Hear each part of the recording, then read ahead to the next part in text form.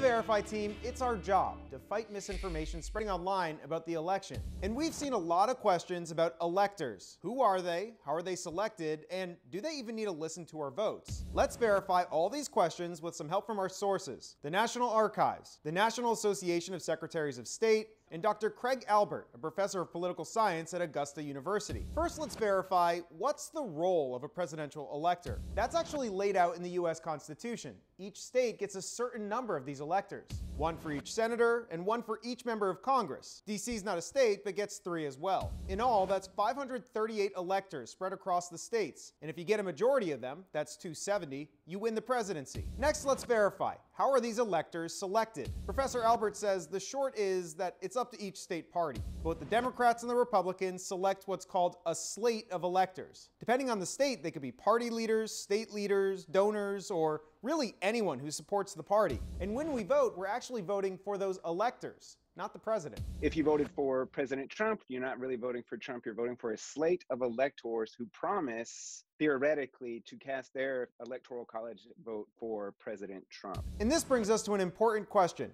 Do the electors need to listen to the popular vote of the state? And constitutionally, there's no requirement. But according to the National Archives, electors almost always vote with their party. And according to the National Association of Secretaries of State, 31 states and Washington, D.C. require their electors to do so. With your Verify, this is Evan Koslof.